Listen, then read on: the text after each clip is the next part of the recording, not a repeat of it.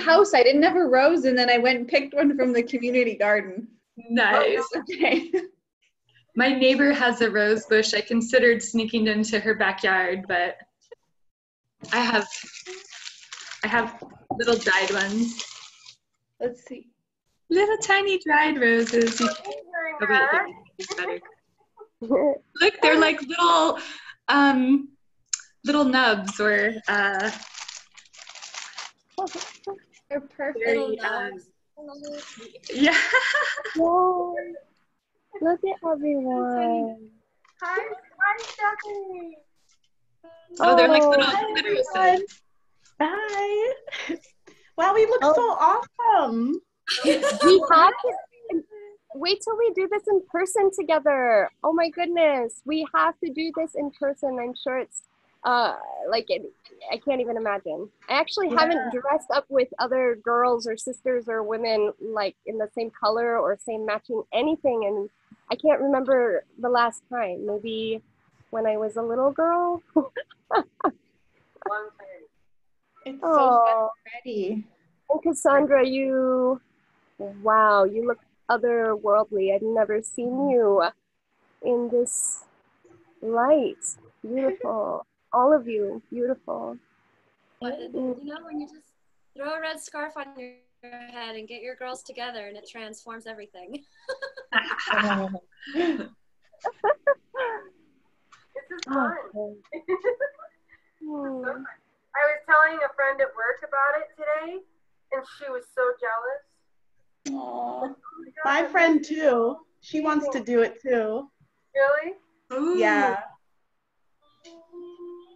Well, I'll definitely give you ladies some gems and jewels that you can take home and do your own womb circling, moon circling, blood circling, sister circling, some really yummy practices that really honor the divine feminine in each of us, and how much more powerful, as we've all noticed in this journey, bringing women together on that platform, how changing and life-changing and transforming it can be.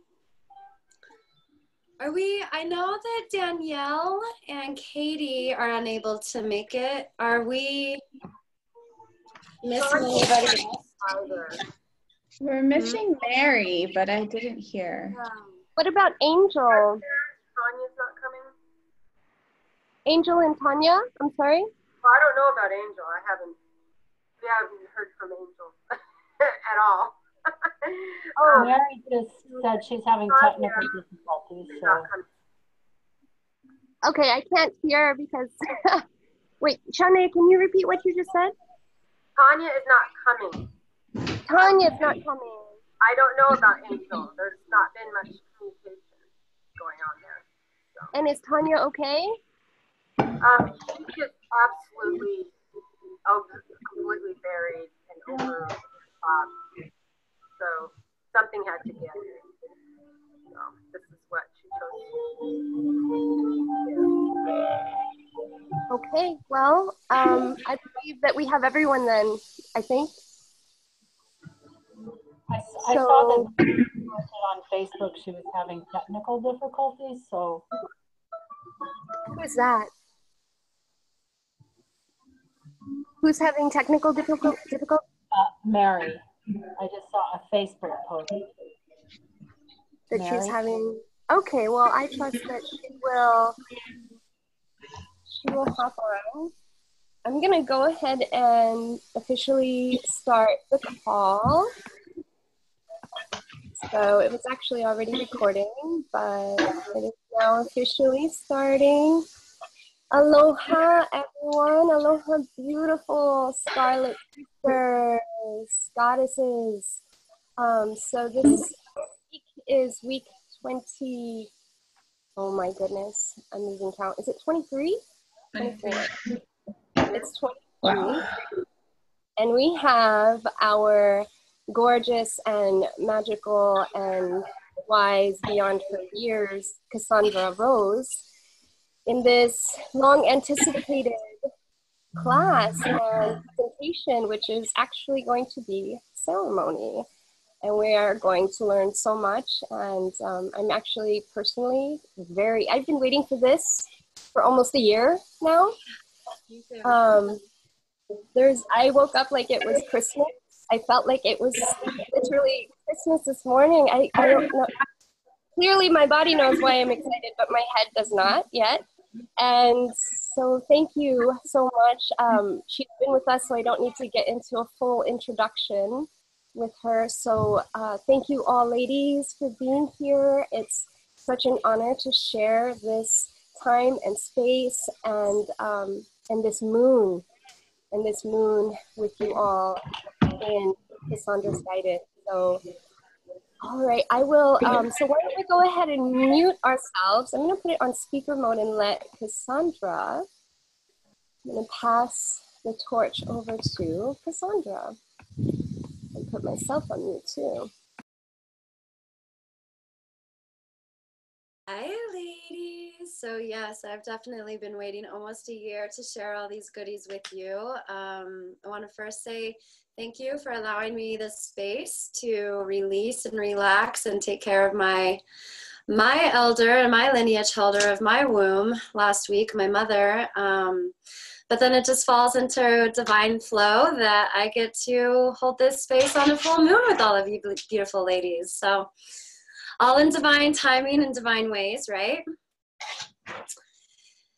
So instead of standing and moving for each direction, I'm just gonna have us sit in a comfortable space. So does everybody feel good where they are? Yeah? Okay. Go ahead and close your eyes. Then we're gonna place one hand on the heart and one hand on the womb. Whatever feels most organic and natural to you. And in your mind, I want you to jump into that medicine wheel, into that spiral, into that hoop. Place yourself in the center of your being, the center of your soul, and your energetic body, and your ethereal world. I want you to place yourself, your energy body, into the south. And we call upon the great serpent, the fire, the passion, the creation. We call upon great Pele and Kali Ma. We allow for this time for any stagnation to be released and to be renewed and to call forth the divine creation energy fueled through our passion. I want you to turn yourselves in your ethereal world to the west, into the water, and into your emotions, into your womb, into where the knowledge lies, death and rebirth. This is also where Saraswati lies and lives, the goddess of knowledge, the setting sun and the rising moon, and to flow with life and be swift just like the jaguar. And turn your bodies in your ethereal world to the north, the land of inspiration, dance, and poetry. This is where Parvati, goddess Parvati lives, the goddess of dance. This is where expression is, and the joy of hummingbird, fleeting along in creation, in joy, balance, and spreading joy to all the flowers, the animals, kingdom and the humans, the sweetness of life. This is also where our ancestors lie, grandmother and grandfather. Tuning your ethereal bodies into the east, for the rising sun, where the dreamers and the visionaries lie, the ancient key holders and the winged ones of the eagle and the condor. This is also the home of Kuan Yin. Now rising your energy bodies up above, and giving praise to your ancestors, to your guides and your guardians, your angels and your deities, whoever this is specifically for you, up into the ethers, in that celestial kingdom that keeps us balanced in our hearts and our minds and our souls. And bringing that wisdom and that love and that grace down, down, down below into Mama Gaia, the one that keeps us rooted on this earth plane in this physical body. Give your love and your heart and your blood back to her in appreciation and divine honor. And then turning yourself, your vision, and your intention inward. Bringing your focus into your heart and into your womb. Listening to the subtle messages that lie within. The whispers of time through our ancestors and through our ancient lineage holders. The women that came before us. The ones that laid out the pathway. And all those key codes that lie within our womb. Honoring thyself and honoring thy path of the divine feminine. Taking a deep breath and allowing that love and that grace from Mama Gaia to come up through the roots, into the womb, into the heart, up through the throat, into the third eye, out of the crown, connecting all of that love and the wisdom up into the ethereal realm. Fully aligned, fully in balance, fully present here in this space and time. And just scanning the body, taking 3 deep breaths in your time and space and listening to any subtle sensations or words that might arise in the heart and the womb. And asking if there's any energies that are present with you that would like to be revealed and released or brought into connection with thyself in this space. No judgments of what comes up, only observation and allowing it to be so. When you are ready, go ahead and blink your eyes and welcome back into the hoop.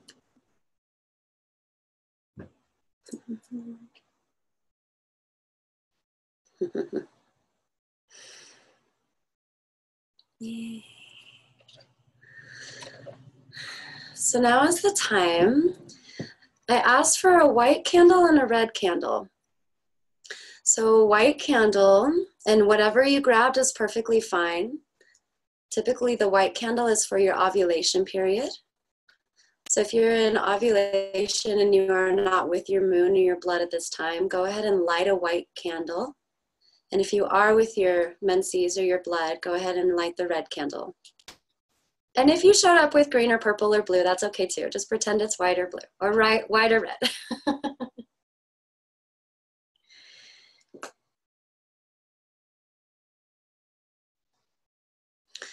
And that's okay, Shanae. We will definitely come to this. If you are not menstruating, if you are not with your blood, I call that menopause. So you can still honor that time in the space. Use those energetically. It still happens. You may not be with blood, but energetically it definitely still happens. And all of these practices and all of these rituals are still deeply honoring to yourself and your lineage holders. So I just kind of want to go around and ask one by one. And I guess I'll call by what I see here on my screen. And I just want to kind of get a feel for how you currently honor your moon cycle, if you do, and just what you might generally know about that time and space. And Stephanie is first on mine. Do you care to share? Just a brief little description of how do you honor your moon in your womb currently? I always take time to rest when I'm menstruating. And recently, I've tried a couple of new things. I tried yoni steaming after I menstruate. And then I've also been giving a blood offering to the plants in my garden. So all Beautiful. new stuff to me. Perfect. Thank you for sharing. And then Shanae, do you care to share? Well, I don't anymore. I don't have a ritual around not menstruating. Other than maybe every once in a while I go, Yahoo, no more tampons. That's about it. Perfect. And Anne?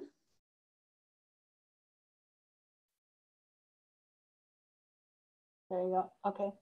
So I'm with Shanae, and it's been so long for me that I don't even think about it. So I guess that it's, other than it's like, oh, I don't do that anymore. So I don't do anything. So that's me. Okay, perfect. Thank you. Mm-hmm. And Jen?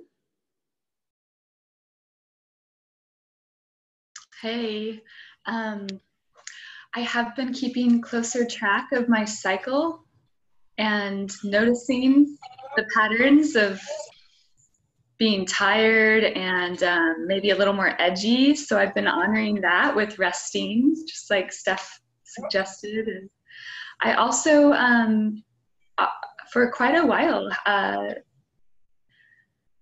mix my blood with water and add it to my gardens and my plants. And every year those plants get a little happier. So I would say that's my honoring. Thank you. And Heidi?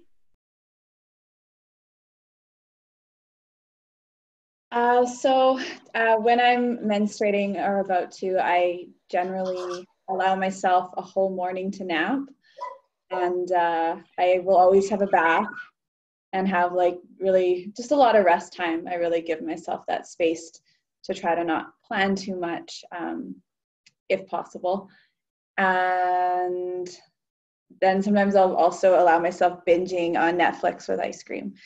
So, oops, it was my candle. That's and so all. it is. Binging on Netflix, and so it is. Perfect. And Jinju, how do you currently honor your moon and your womb? Yes, thank you for asking the question. One thing, we could circle back around to it later, but I'm curious from Shanae and Anne, not right now, but later, if you know what kind of rituals you may have done years and years ago when you did menstruate, because there's different phases, and having had a child, Jen can probably relate to this. Before I got pregnant, I never did any kind of moon rituals at all. Then I got pregnant and had no moon cycle, and then birthed Sakai, and then through breastfeeding again had no moon cycle for like a total of 3 years. I forgot about my moon completely, and when it came back, I thought I needed to go to the hospital. Like, it didn't occur to me that it was I was starting to menstruate again. And it was I realized then what an unhealthy relationship I had with my blood. I was in so much pain. And that's when this work started. And now, like the others, I give my blood to the plants and the trees around where we live, and lots of rest, like Heidi, all of that, just really blocking out time. I share the ritual with Sakai, so he'll give the blood to the trees as well with me, and he says, Mama, I call it my red moon. His moon, he said, my moon is yellow, but Mama's moon is red. So he always wants to see it, and he's very curious, and very lucky to have Nova be so supportive and open around all of that. And yeah, and I haven't done any like yoni steam baths, and I haven't done the jade egg yet, but all of it is it's definitely in my field, and I'm looking forward to it. So thank you for asking the question. And continue. So I was thinking tonight in this sacred space and in this moon time, just giving you guys, or you ladies, some gems and jewels, some herbs, some herbal knowledge for each time and space that we are all in. So women who are in Minarch and women who are in Moonopause. And also some gems and some crystals that are really beneficial during this time, and some practices like the jade egg, sitz baths, yoni steams, anointing your womb, things like that. So I'm just gonna start by going over a couple of practices that are really honoring of your cycle and honoring of your ancestors. And so one, I have a couple of things kind of spread out. So if I look around, I'm just kind of grabbing things for you ladies. One is, I don't want to interrupt. this I'm sorry. nice little cauldron or anything that you can get. Yeah. It's just that Courtney popped on. Oh. Yeah, so I was just thinking, I'm sure you didn't want to miss her. No. So Courtney and Mary, even though you ladies, there you are. Hi, Courtney. And I see that Mary is here, but she doesn't have video, but let's start with Courtney. I would love to hear how you honor your moon and your womb time. And if you are without menses, how did you do that when you were bleeding? And just a quick little share of what you currently do.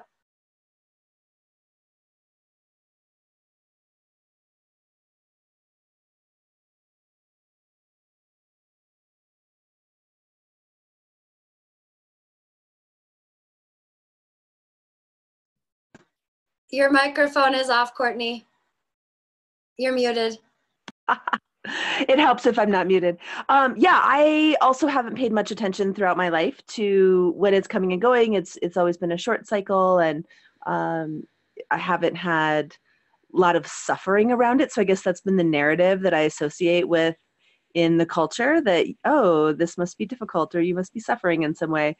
So I haven't really bought into that, but also haven't tracked it or paid much attention. But in the last year or two, I've paid more attention to when it's falling within the actual moon cycle, and just been more in tune in terms of giving myself a break when I need it. So that's all. Thank you.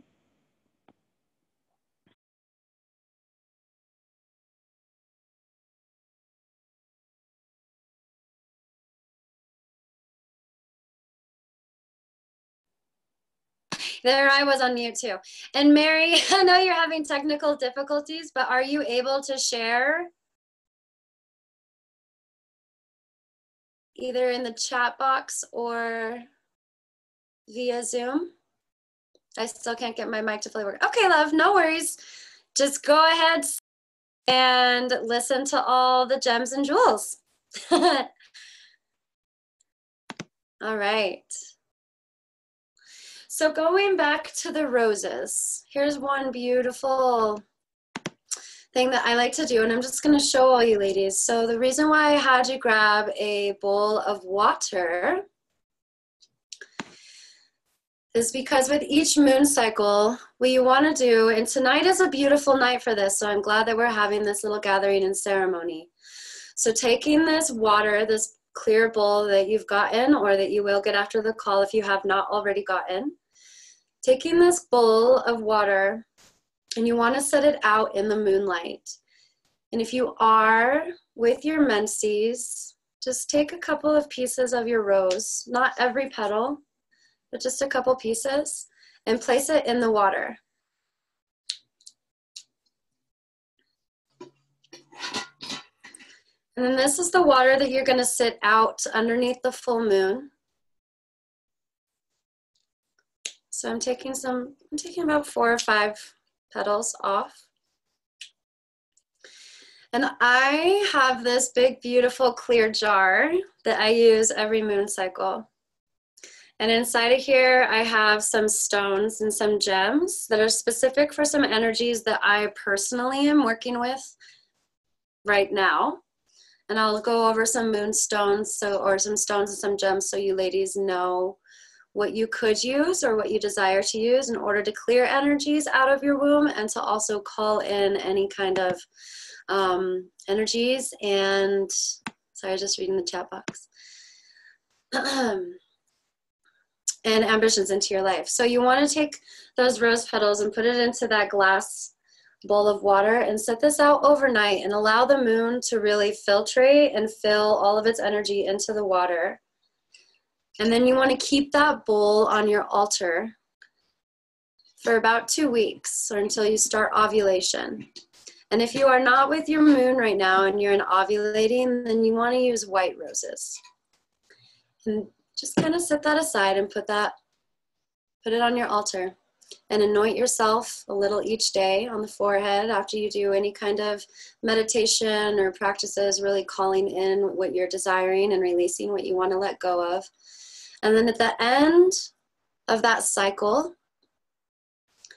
I have this fun little jar that I've gotten from my grandmother years ago that I fill with that moon water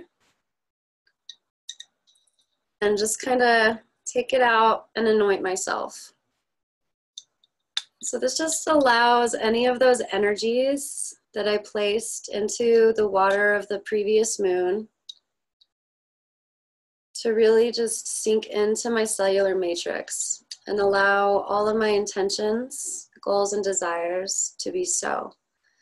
So if you don't have a little jar, just anointing yourself every day. And then at the end of that cycle, give whatever's back to Mama Gaia and allow the rose petals to go out into the earth and just replenish what she's given us. Another little fun thing that I like to do, and it's really honoring, is after you have this beautiful charged water, and you can do it all right now. I invite all of you ladies to do this right now. Dip your rose into the water. And then just close your eyes and run that water and that rose over your body, starting with your arms, going into your neck. You might want to take your shawl off so you can really feel this. Going around your face, maybe touching your lips with the rose. Just really covering every inch of your body and anointing yourself with this water and with this rose. And the rose is one of the highest vibrational flowers out there, and the Egyptians believed that it is attuned to the divine feminine, to Mary Magdalene, to Shakti, to Isis. This is the flower of the divine feminine. And then anoint yourself for as long as you would like. And if you want to take it even a step further, feel free to have a bath after this and throw the rose and the rose petals in with that bath and just really soak up all the juicy energy from this evening, from your desires and your intentions. And can I just get a show of hands?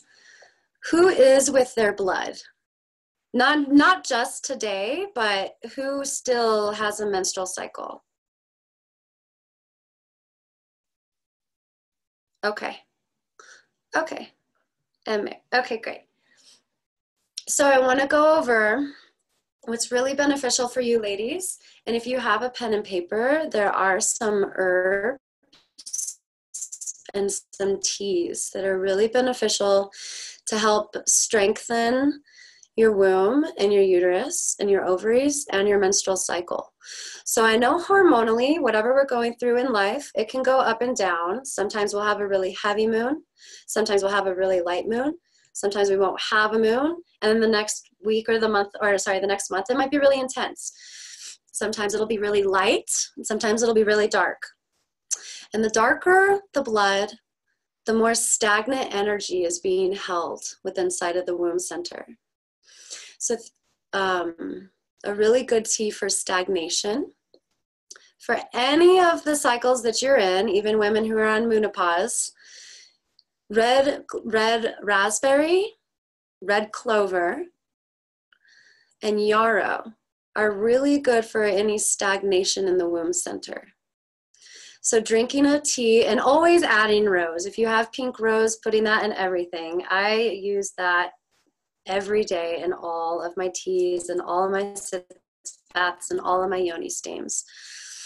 So red raspberry leaf, yarrow for tonification, red clover, and rose. If you're in menopause and you are without your menses, passion flower is what you want to add to that one. And passion flower just really helps the body come back into that space and into that honoring. It also helps tonify the uterus and the ovaries and the womb center. It also helps the energies align to the moon. So it's like as if you are still bleeding. You don't necessarily go through those cycles, but in the ethereal and energetic realm, you're still honoring of that space and time. And then you can do the same for a sitz bath or for a yoni steam. And I'll send all this out to you ladies, but for your typical sitz bath or yoni steam, and I will go over that in just a minute exactly what those are, but the herbs that you would like to use. Again, red raspberry leaf, rose, red clover, yarrow, chamomile, and calendula. Amongst some others, and it all depends on kind of where the blood flow is. But that's typically what you want to do for stagnated blood. The dark, the thick, the kind of like almost brown or black kind of stagnation. That also helps the womb release any kind of energies that are holding back. And sometimes that dark menses is previous months and even years of blood and tissue that have not been removed. So the point of the sitz baths and the point of the yoni steams is to really help the uterine wall replenish itself and push out any kind of stagnant tissue or tissue that's been left behind out of the body. So when we have any of that stagnant tissue or tissue left behind or any blood that has kind of been clotting in that space, that's when we can start to get ovarian cysts, fibroids, uterine problems, so on and so forth. So it's really important to do sitz baths and yoni steams just so we're really releasing all of the tissue and all of the blood, and then creating a clean container for the whole next month, right? It's just like these bowls of water. If you leave the water in there for months, it's going to start to get mucky. It's going to start to get stagnant. You want to always clean it out and release it. Release, release, release, release, release. Oops. So I want to just go over real quick, and I took a couple of notes here. So women who are in their menopause, you always want to, I know it's so good, menopause, so much better than menopause. I think a man created that word, to be honest. So in your menopause, your honoring system is always on the full moon. So Shanae and Anne, the beautiful sisters who are not with their blood anymore, on the full moon, so tonight is actually the perfect time to honor your moon cycle. And so since you are not with your blood anymore, you can get red lipstick, or you can get Santo de Grado, which is dragon's blood. And just put a nice little red dot on your forehead. And a red dot on your palms, on the bottom of your feet, and on the womb. And then you want to just sit with red roses and your bowl of water and meditate on where the blood used to generate, and just have a conversation with the womb. It doesn't matter if you're bleeding or if you're not. The womb holds wisdom until we die. So there's always messages there. There's always something to be uncovered. There's always something to be told. She is, in my opinion, the most smart being in our body. She is the wisdom holder. She is the key code holder. She is the intuition. And who brought oils with them this evening? Yay. So we're going to go through an anointing ritual. And go ahead and take your oil, whichever one that you have, place it in one palm. I like to start with the left. We'll give it just a minute. I saw Heidi and Ann jump up. Perfect.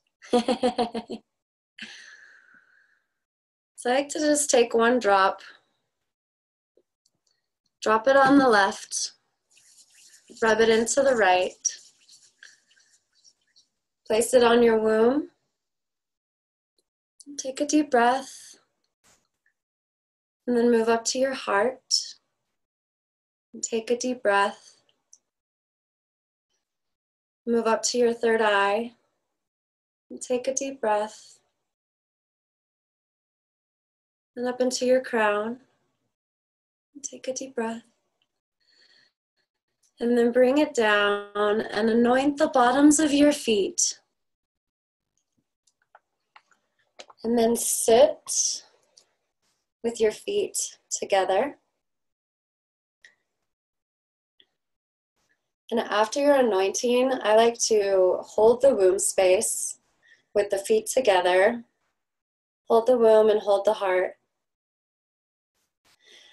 And close your eyes and set an intention for what you would like to release in this cycle and what you would like to call in. And we are going to do, I'm going to walk us through an ovarian breath. This is connecting both ovaries. If you are with ovaries or without ovaries, this is a really beautiful meditation to do. It's called solar lunar ovary breathing. So keeping your eyes closed and your hand on your womb, gently breathe into the darkness that lives within. Start to visualize a pulsating golden light in your right ovary. And take 3 breaths there until you can really see and feel this pulsation and this golden light in the right ovary.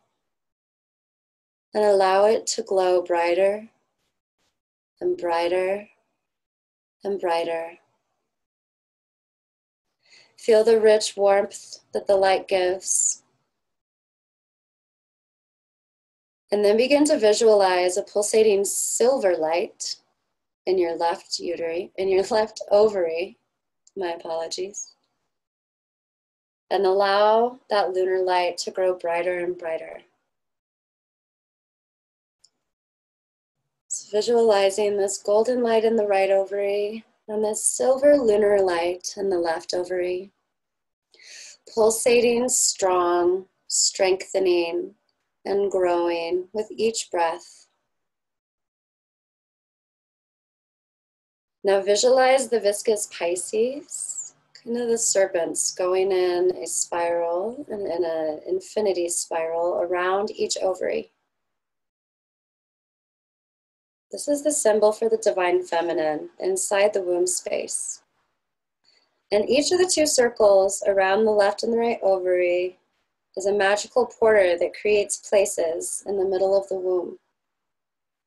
Take a deep breath and draw both the lunar and the solar light into the middle portal to merge. So see that golden light and that silver lunar light pulsating, coming closer and closer together until you feel and can visualize that blend in the heart of the womb. Keep breathing into this pulsation.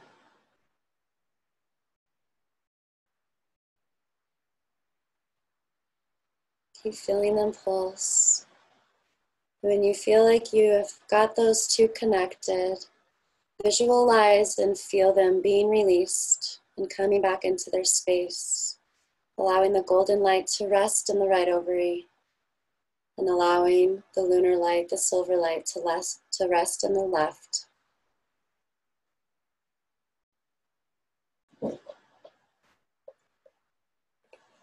And then coming back into the heart space. Just listening for any messages that are lying in the womb and in the heart. And just taking note of what was felt, if anything. And so if you are still with your menses, and if you are noticing or in a transitional period where you are having a light moon or having a heavy moon, you can go into these spaces and do this meditation. This also increases fertility. And if there was a stagnation or any past traumas due to fertility issues or traumas such as miscarriage, things like that, this is a really good meditation to come back to balance the energies between both ovaries and to listen to any messages that those wisdom keepers hold. And again, women who are in the menopause, even though you are without blood, the messages are still there. So I like to do this meditation specifically on a full moon. And then I like to do a reverse of that on the new moon. So the full moon, the right ovary with the golden light and the left ovary with the silver light. And on the new moon, I flip that as well. And go ahead and open the eyes. And one thing that I would like to state as far as your moon cycle goes, women who are with their blood, we go with the seasons, right? So in the new moon, typically that is the new season. It's the refreshing season. It's brand new. It's birthing. It's regeneration. It's Ishtar. It's springtime. We tend to fall back into a new moon cycle during the springtime. And we tend to fall back into a full moon cycle when we go back into the fall cycles. So I don't know if any of you have noticed that 2 months out of the year, you might be with your blood twice. I just started my full moon cycle. I had my new moon 2 weeks ago, and I can feel the gestation right now on the full moon. I'm going to be with blood here soon. So my body knows that I'm going into hibernation. I'm going into my dark moon period. Has anybody else noticed that? Just questions or, yeah, just inquiring. Jinju, you've noticed the change in your moon cycle for the seasons? Yeah, cool. Courtney too. Yeah. Yay! We're in tune. Yeah, so as far as that goes, definitely I love the ladies who have already spoken that you guys are tracking your moon cycle. I love this app called Flow, F-L-O. It really allows you to put every single little detail in there, and then it analyzes. And Jinju, you would like this. It has a scientific background that gives you information on why the body is reacting the way that it is, but it is also blended with the metaphysical aspect of our moon cycle and our flow. So you can kind of bring that left brain and right brain goodness together and to have that balance for your moon cycle.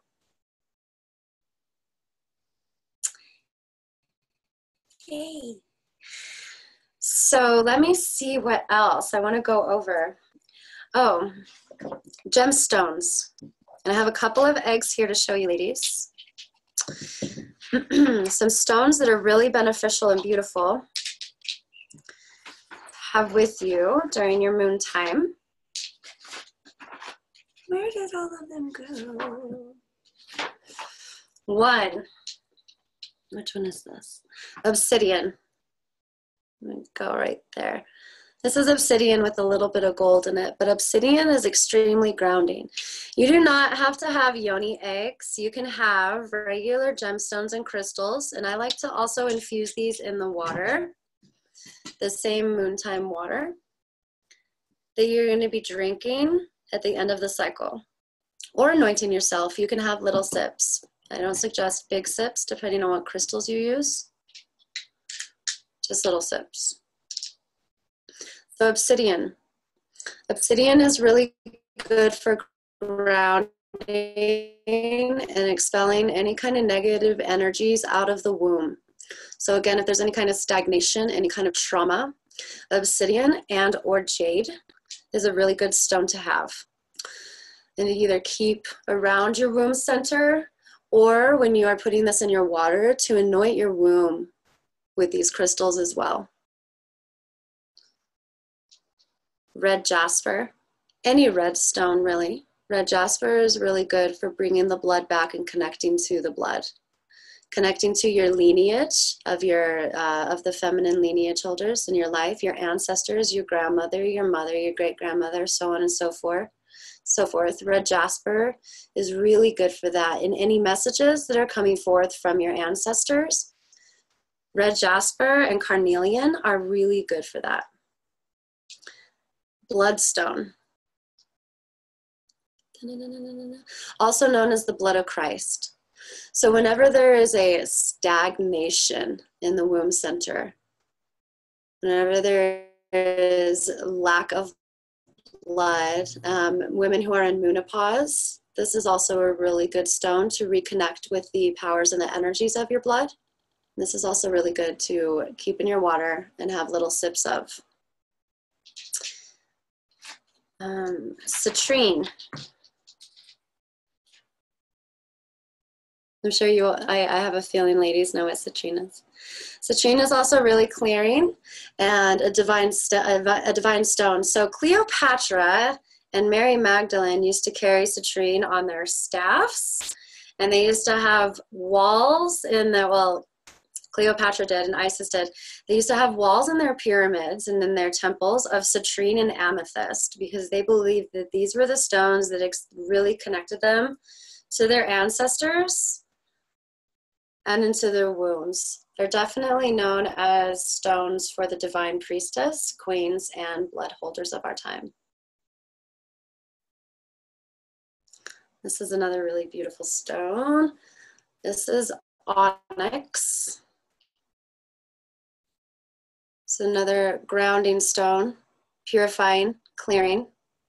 And if you do choose to use a yoni egg, this is too big for a yoni egg, by the way. This is more the size of the yoni egg that you want. And we can talk about this, and you ladies are free to ask me any questions about jade eggs or any kind of yoni eggs, ones that you do want to put in your womb and ones that you absolutely do not want to. There are a lot of stones out there that women are saying are safe to ingest into the womb that are not. They are too porous and they hold bacteria, which can cause some serious issues. So the eggs you really only want to use, if you choose to do a jade egg or any kind of yoni eggs, is a jade egg, an obsidian egg. The bloodstone is good. Red jasper is good. And I'm feeling into rose quartz.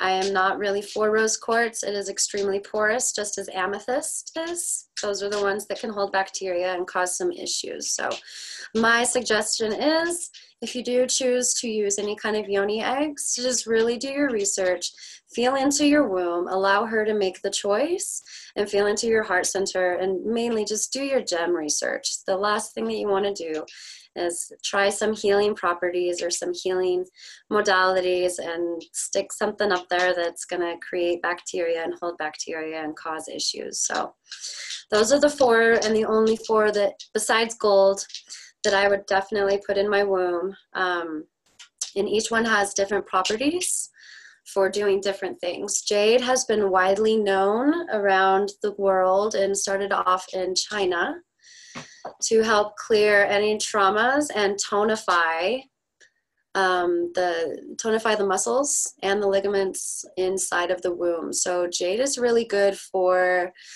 releasing and expelling any kind of sexual trauma, be it molestation or rape. And then any kind of yoni egg is going to help tonify the pelvic floor. So women who have either had a lot of babies or a traumatic birth to where the ligaments released and they haven't actually come back together, and there's kind of a wobbly pelvic floor, and that can show up as I can't ever say this word correctly, incontinence, where you just kind of pee a little bit. I know the mamas who have had babies probably have experienced this. So jade eggs really help balance that out and create the strength for you to really bring your bladder back up and not release any kind of wetness that is not supposed to be released at that time. Women who have gained a lot of weight really quickly and their pelvic floor is a little bit weak, jade egg is also really beneficial for that.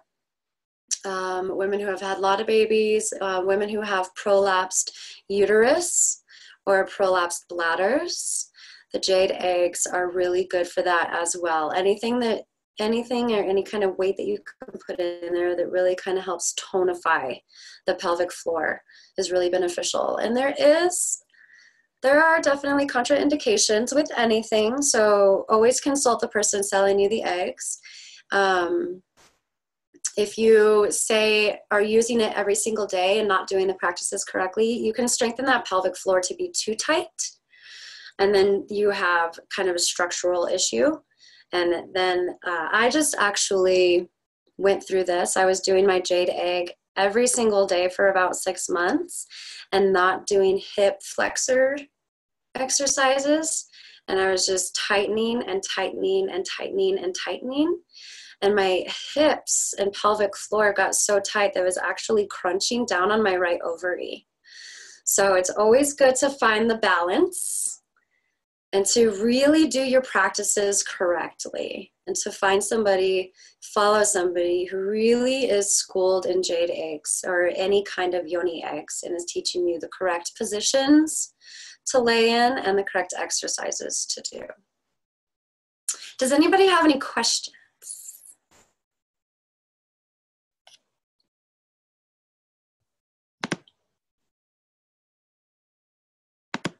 No questions? I have so many, but I'll just ask me. Well, I'm curious about gold. You mentioned something about gold and what the properties of that are. Also, I hope that you will tell us how I think you have eggs that we can get from you, hopefully, and yeah, just let us know.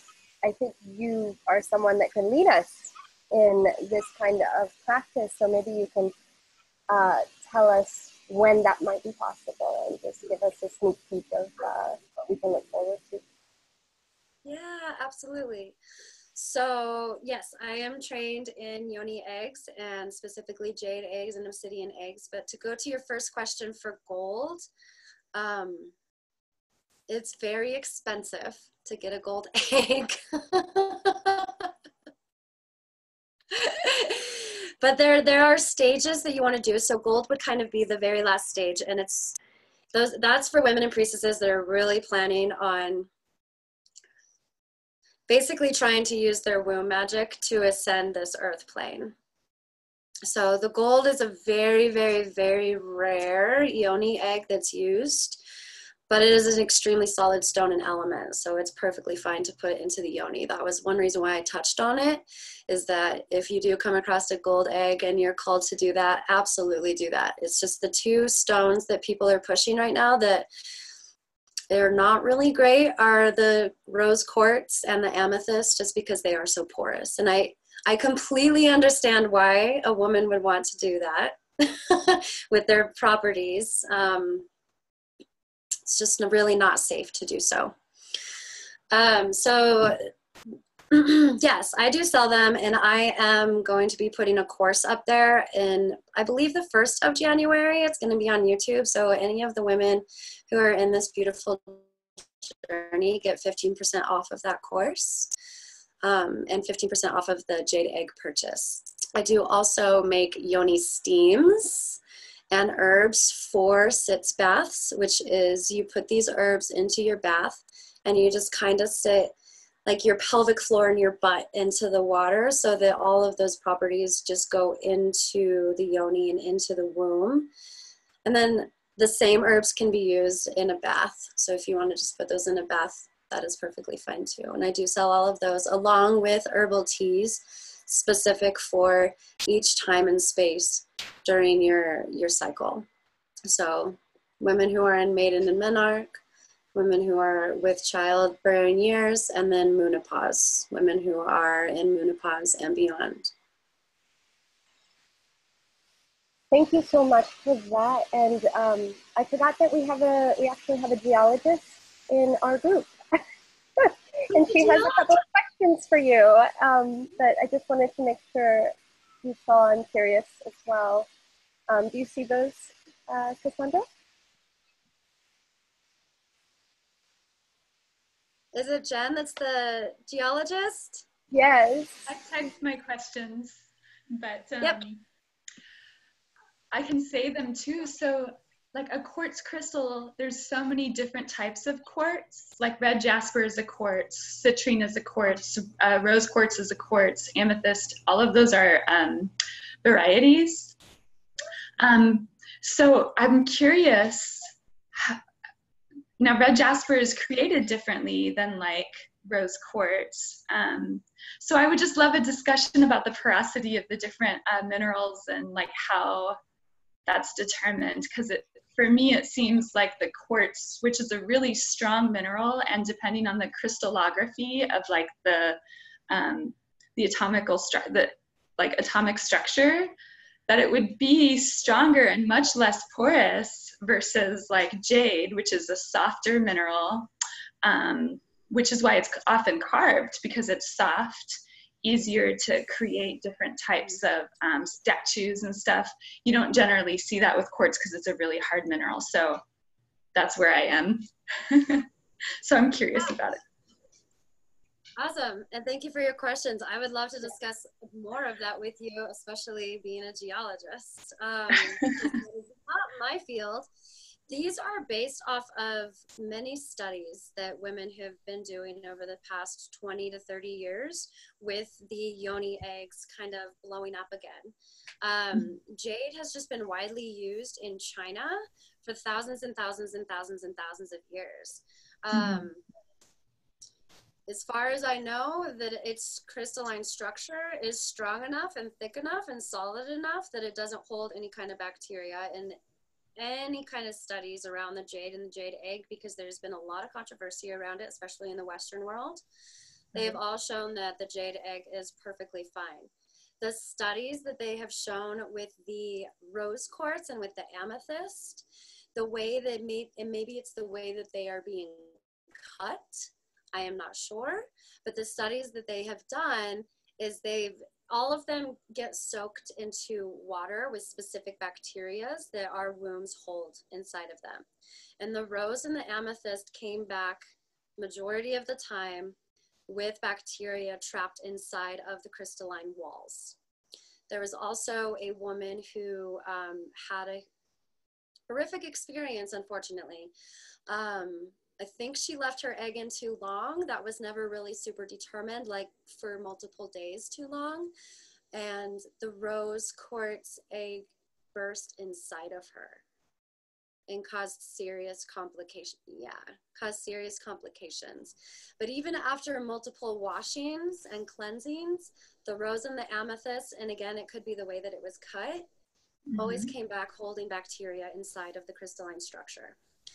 On the obsidian, the jade, the red jasper, and the bloodstone never held any kind of bacteria. Cool. And that's also really... No, go ahead.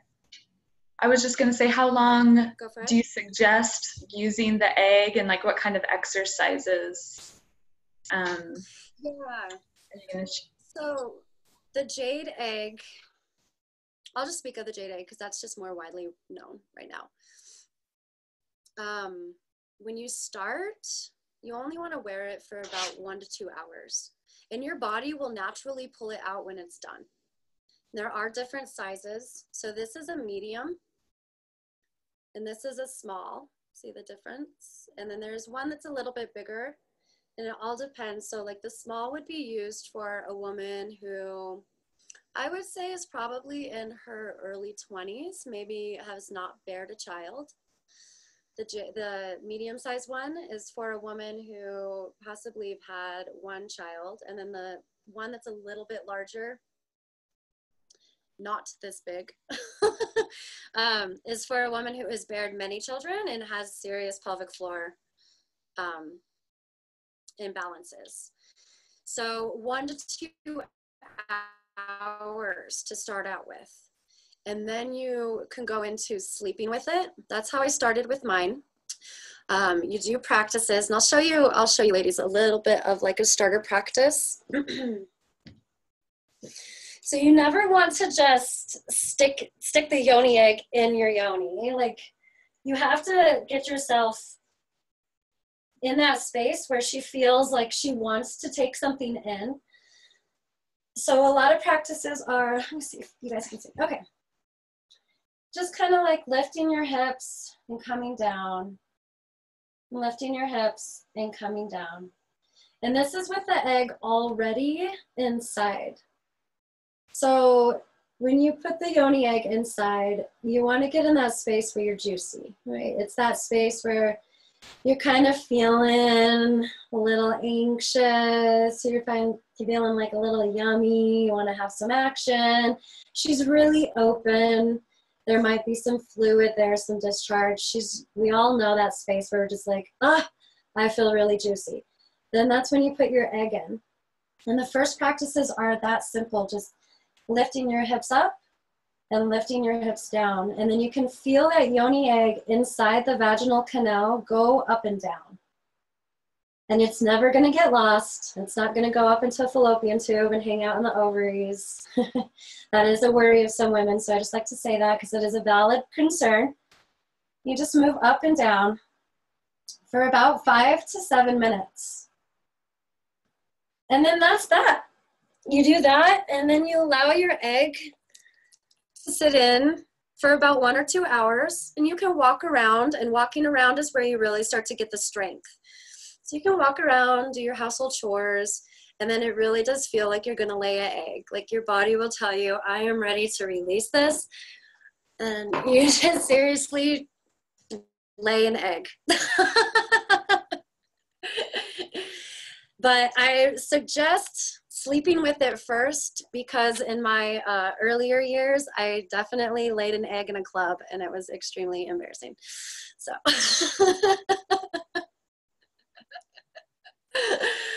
Yeah, so that's definitely. I've never told anybody that story, by the way, so you all just got that.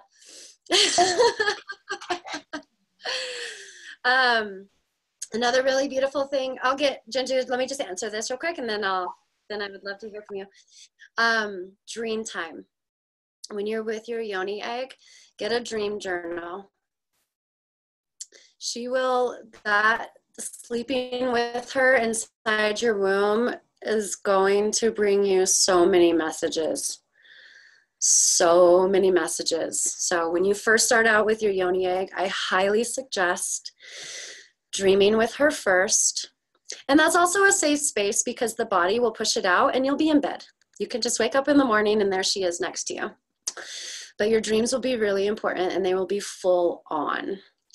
And you can also go through a lot of emotional stuff. So that's also why I suggest doing it in dream space so that you can work all of that out in your dreams. Some women who have dealt with some trauma that don't do it in dream space relive the emotional backlash of some of the trauma. So doing it in dream time is best to start out. And your body will tell you, you know, I'm done with dream time and I want to walk around with you today. And then you get to a whole new level where you can get some yoni weights and connect it to your yoni egg and do some pussy weightlifting. The faces are the faces are hilarious. Oh, and Jinju, what was your question? Oh, I can't remember now. Maybe it was more of a comment. I was also laughing at Jen's thing that she's excited because she gets to be a chicken, and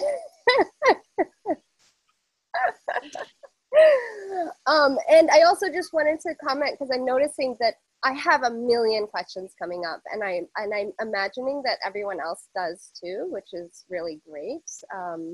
This is like a whole new world, and so I just want to acknowledge that there's questions, and I also want to acknowledge that you have you have more to share in this time, and we only have about 22 minutes left. So some of those questions our questions can just bubble over to the private Facebook group, I'm sure, and we can private message Cassandra as well.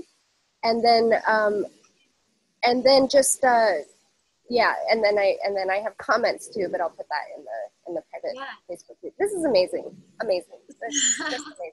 Thank you. So I have so much to share that I know I can't fit it into right now, and this is a deep, deep, deep passion of mine that I would love to share with everybody for days. But how I really work is through questions. So I want to hear some questions. Heidi? My question is, how did it change, or for yourself, but maybe you've seen with different women too, but how did it change your sex life? Or did it? Was there like, yes. Give me some of that.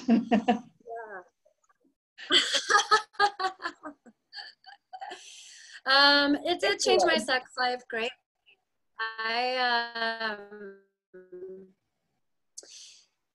There's 7 different, for one, there's 7 different orgasms that you can have in your yoni, and there's 3 to 4 that you can have in your anus. So the yoni egg helps you learn where each of those sphincters are in your vaginal canal.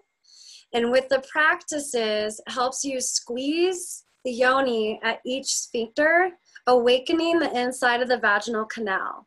So 80 to 85% of women never have vaginal orgasms. They only have clitoral orgasms because there tends to be a stagnation or numbness inside the vaginal walls that we rarely either feel with fingers or penetration.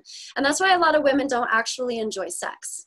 It's because they can't feel it internally. And then it feels like a chore, and then they're just doing like this production instead of actually like feeling what's going on. That also helps to awaken the Kundalini energy, allowing for those serpents and that energy to awaken in the pelvic floor and go all the way up so that you can have a full Kundalini activation and ecstatic bliss, kind of what I like to call a heartgasm.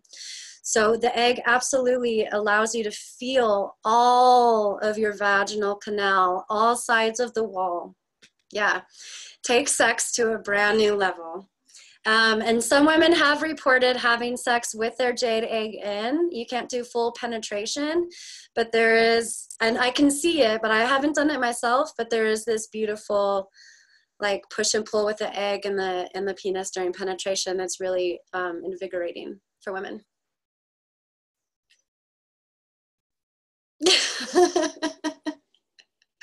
I'm just seeing so many faces like I love it. My question was, is does the practice of yoni help increase moisture in the vaginal area? You know, because like after menopause, I mean, you know, I have dryness, and was just wondering if that helps that as well. Yeah. Yes, it does. So there's different practices, and there's a multitude of practices for different stages in your life and where you are. So yes, it can increase moisture, and there's also herbs, herbal teas, yoni steams, and sitz baths that increase moisture. Absolutely.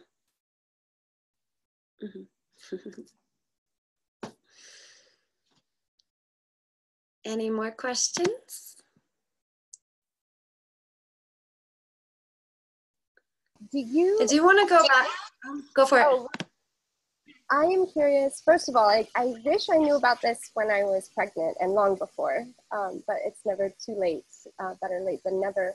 Do you know if this is a common practice in any cultures for pregnant women to prepare for birth? It is contraindicated for when you are pregnant. You do not want to use the yoni egg when you are pregnant. Oh, I'm curious, why is it contraindicated?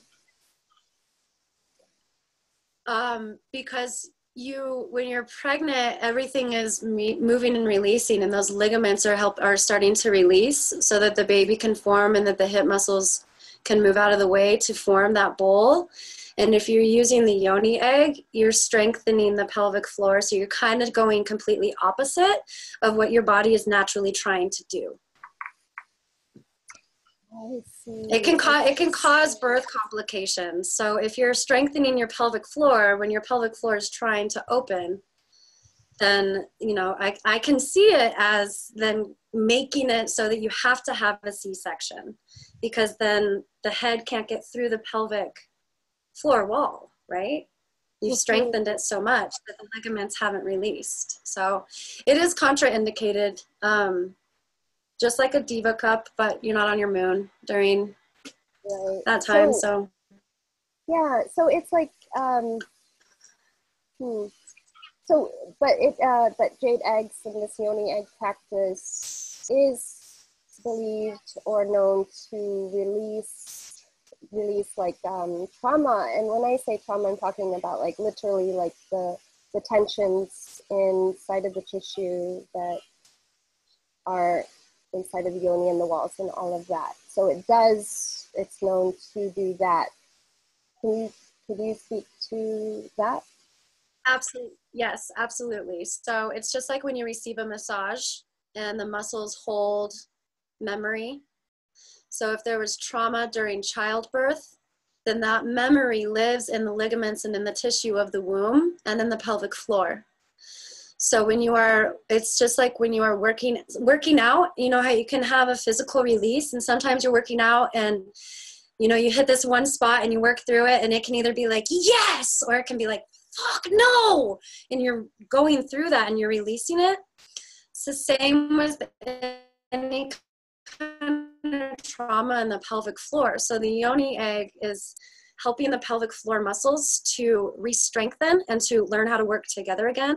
And if there's been any kind of trauma, that is going to be released.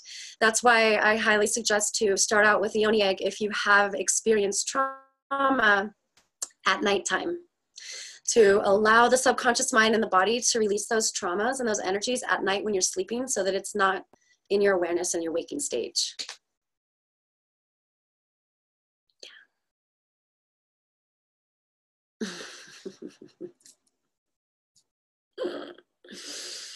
I had a question. Yeah. So I've heard of the yoni eggs, and I'm glad I got a lot more information from you today, but I've been seeing yoni wands and herbal tightening wands lately. And I was wondering if you knew about them and what the benefits of those were, because they have the wands made from the gemstones, and they have the wands made of the the herbs that are good for your yoni. But I don't know what they're for or how to use those. Are they for just increasing pleasure or? Yeah, and I would love to hear more about those herbal ones, because I myself have never heard of those, but I'm interested. So if you want to share some information, that'd be great. Sure. Yeah. So the yoni wands are basically the same as like crystal dildos, and it's the same thing. So setting specific intentions and learning how with each insertion to squeeze specific muscles up the vaginal wall. So some women are afraid to use the yoni egg.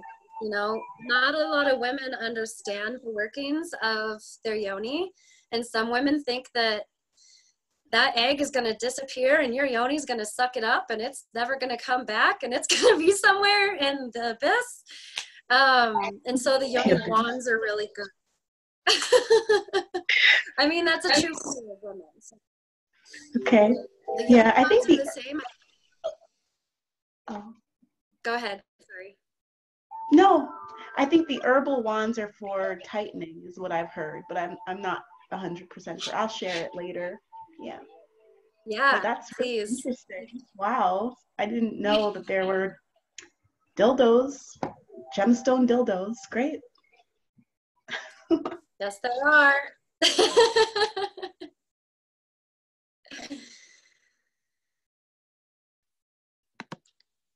Any more questions? So I wanted to just, if anybody doesn't have, Heidi, go for it. Just the question of if it's not good if you are pregnant, is there any reason why you wouldn't have it, why you wouldn't want to use it if you haven't had a baby yet, but maybe you might in the next few years? Like, would it then make it harder to give birth because you're strengthening the pelvic floor, or that's not something to be considered? No, so that's why I stated earlier that you really want to do the correct practices. Like when I started using a jade egg in about 2012, and then I didn't know what I was doing. I was like, well, everybody's doing this. Let's just stick a jade egg up my yoni and see what happens. And then I wasn't doing the practices correctly, and my pelvic floor got really, really, really tight and caused complications. So there are specific practices that you do that keep your pelvic floor fluid. It is really good though if you, it can, we're not supposed to make claims because we can't make claims. I have seen and others have seen that it balances hormones and it balances fertility. So if you are wanting to have a baby and you are wanting to get pregnant, then absolutely tonifying your pelvic floor and your womb space and your uterus is beneficial. And jade egg would be really good for that, and so would bloodstone.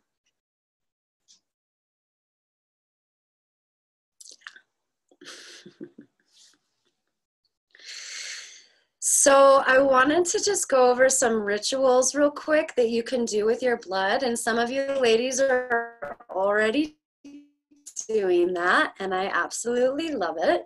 So your blood is very high in stem cells and calcium and iron, which plants, and phosphorus, which plants absolutely love. So if you are not already, a Diva cup is something that would be really good to invest in. And it's okay if you still use tampons. I, for one, am not a fan of that, but if you are, then a way that you can collect your blood from the tampon is just to put the tampon in some water, and then take that water and sprinkle it along either your vegetable garden or plants in your home or around your house. It also acts as an energetic barrier and protection barrier around your house. I've tested this myself of having people I have known who weren't in alignment with me. I place my blood around the house and they just don't come inside. They just stay right outside. But it is very beneficial for your vegetable garden and for your household plants and any other plants. But just make sure that you dilute it, like probably 1 Diva cup to a good gallon or 2 of water. And if you really are feeling like you want to dive in and really tap into those mysteries, you can make a moon elixir. So you take a little bit of your blood and you blend it with brandy, and you make like a little tincture. And by a little bit of blood, I would say, okay, if you were to take like a tincture dropper, let's see, I would say maybe like up to here. And then in a 1 ounce bottle, fill the rest of that with brandy. And just take like a drop or 2 every day. And that connects you, it helps stem cells get back into your body, and they're your stem cells. And it helps you just connect to that wisdom of your moon and of your womb. If you are my friend on Instagram, you've probably seen my face covered in moon blood. That's also a ritual that women in the red tent do. It is said that it helps the stem cells sink back into the skin and is good for wrinkles and collagen. I myself have noticed that it works. There are some other people out there that want to debunk that, and that's totally fine. I say try it out and see how you feel. It's your blood. You can do with it what you want. And another beautiful way to honor your moon and your blood is to paint with it and to draw with it. get your canvas out, get some paper out, and draw a yoni, draw a womb, draw some flowers, but really utilize it. There's nothing gross about it. Our society has told us it's gross. It's absolutely beautiful. We're the only creatures that can bleed for 5 days and live. That says something. And, you know, in ancient times and indigenous ways, there was the red tent and there was the moon lodge, where they believed that women were too powerful during those times. And so women would get together and bleed together, and that's when they would create and dream and vision and manifest. And that's when, you know, the oracles would come. Women would be able to tap into that psychic energy together and let the tribes know what was going to happen, or where they needed to harvest, or what they needed to harvest. So really taking the time to honor that space and honor yourself and your lineage is really beautiful and beneficial. There is also a very ancient saying, and it comes from multiple indigenous cultures, where when women return their blood to the earth, men will no longer feel the need to shed it in war. That has rang true for me for a very long time. And, you know, why not try it? I'm tired of war. If we have the answer right here in our womb, and all we have to do is return it to the plants and to the earth, let's do that. Let's do that. Yeah. And then I want to just kind of show you, I don't know if you can see my altar back here, but when I am with my blood, I create a whole entire womb room. So wear your red dress, put on your red scarf, put on red lipstick, put a red cloth on your altar, put up red roses, red candles, red gemstones, any pictures of your ancestors, the feminine lineage, your mother, your grandmother, any deities that you really want to call in during that time. Really anoint your altar with that. And I really highly suggest putting up pictures of your lineage holders and really honoring the wombs that came before you and giving them space, because when you heal yourself, you also heal your lineage. So if there's been any kind of past traumas on any of the lineage holders of the feminine side that you feel you are going through currently, just honoring them by a photo during your moon time can really start to change any of those energies or beliefs or patterns that lie in your lineage. Yeah.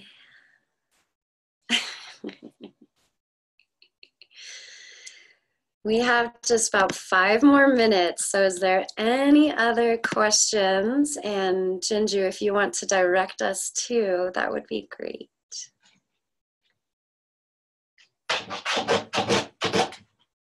I am curious if there are any, just any books or any particular any books really. I think, or teachers. I have them all right here. Yes. Okay. And I can write these down too in the Facebook group. This is The Power of Shakti. Women Who Run with the Wolves.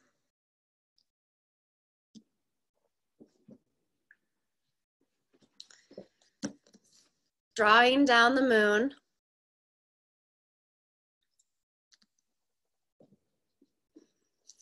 The Red Tent.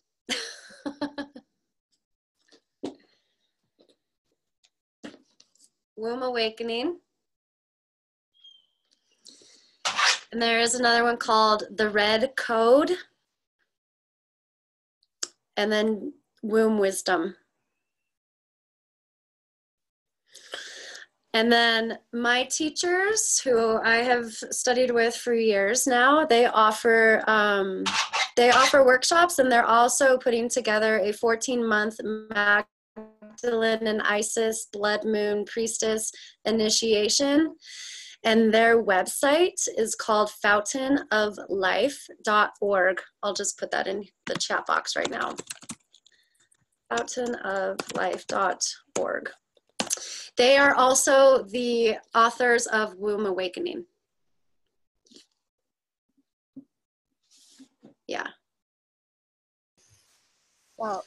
Have you met the authors of Womb Awakening by chance? Yeah, I just did a follow-up course with them in July in Asheville. They're amazing. They're Isn't one of them is a They're- physician or no? He's a doctor. Yeah. Yeah.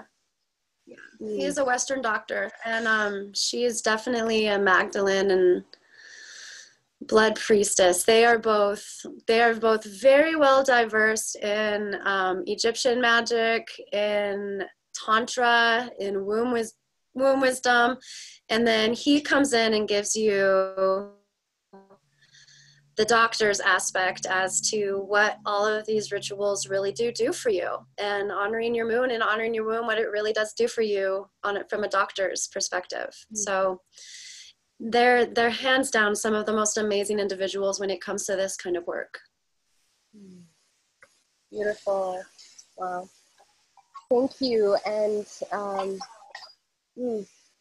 Cassandra, this is, I know that we only scratch like a tiny, tiny surface of this beautiful womb crystal full of wisdom that there is and that you embody, and just feel so grateful. So grateful. You opened this circle. Yes. You opened the circle so beautifully. We called in. You guided us. And let's start back. And there we go. Called in all the elements and all of the directions, and feel like we called in. You even helped call in our ancestors, and so this circle has been really full and alive with all of that. And so let us now close the circle together. Bringing. Okay, and I'm going to share something in the chat box. And this is typically at the end after you close, if we can all just say this together for the final closing. Okay. And actually, would you be inspired to close the circle? Or would you rather me do it? How about you do it, and then we can all close saying what I just put in the chat box. Okay, and what she wrote is, may it be rooted in the earth and birth through the womb. May it be rooted in the earth and birth through the womb. Beautiful. So bringing left hand over the heart, right hand over the womb, into our beautiful heart, womb, inner fire, divine portal, space. Deep breath, going inward, and just silently giving thanks to all of our guides, silently acknowledging all of the directions and all of the elements, the fire, the water, the air, the earth, and all divine entities within and around us. Let us thank our ancestors. Let us thank all of our guides, seen and unseen today. Let us give thanks to our beautiful divine sister and priestess Cassandra Rose for opening this space and guiding us deeper into our power, deeper into our wisdom with all of her love and her beauty and her light. And with that, and with the following words that she offered us, we shall close the circle under the bright moonlight, being witness to this beautiful magic. So, on the count of 3, why don't we chant it 3 times? And I don't mean like chant, but we'll say it 3 times. In through a breath to just prepare in through the nose and out the mouth. Exhale. And inhale to make this declaration 3 times. May it be rooted in the earth and through the birthed in the womb. May it be rooted in the earth, Birthed in the womb. May it be rooted in the earth and birthed in the womb. Hands to Namaste.